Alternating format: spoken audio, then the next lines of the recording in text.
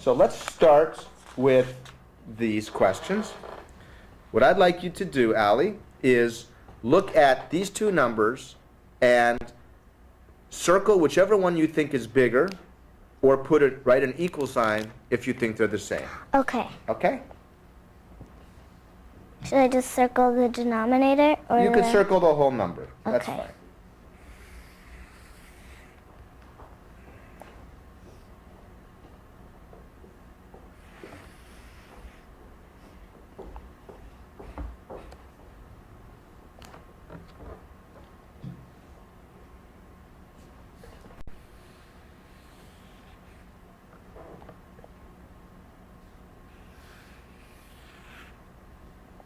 Okay, great.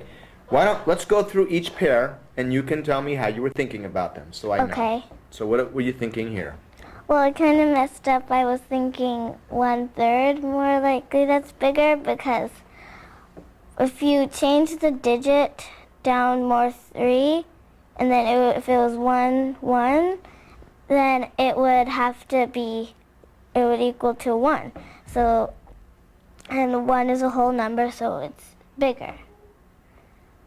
And on this one, Wait, so which one's bigger here? 1/3. Oh, you think 1/3 is bigger? Yes. Okay. How about here? 1. And why is that? I thought 1 was bigger because it's a whole number, Ah, and it's just one group of just a one number. okay. And how about here? I chose 1/2 because if you change the denominator to 1, just one digit lower, then it would equal to 1, and 1 is a whole number, so. Okay. And how about here? I chose 1/7 because I wasn't quite sure about this one, so I chose 1/7 because I thought it was just the smallest number, and usually you go down to the smallest number to get to the biggest number. With fractions. Yes. And how about here? I chose 1/2 because it's like 1/2 in this picture. It's like I could just change the bottom number one more digit, and it would be 1. I see. How about if I gave you this then?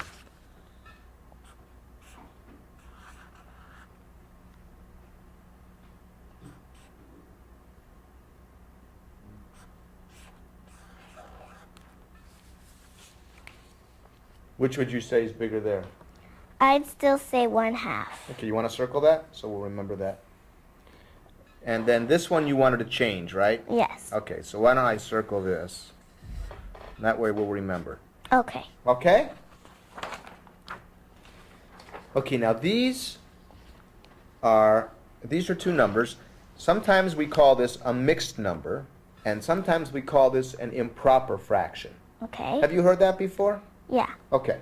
So what I'd like to know is, can you write this mixed number as an improper fraction? Okay.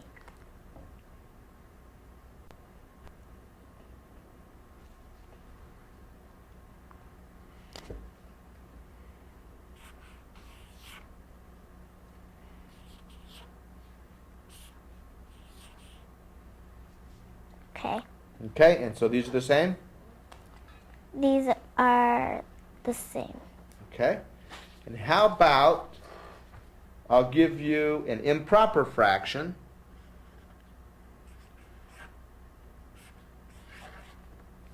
And you can write that as a mixed fraction. Up next. Okay. So you want to write it like, so it looks something like that.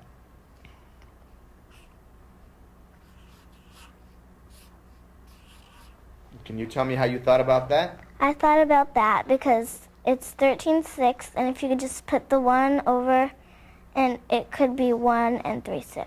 Okay.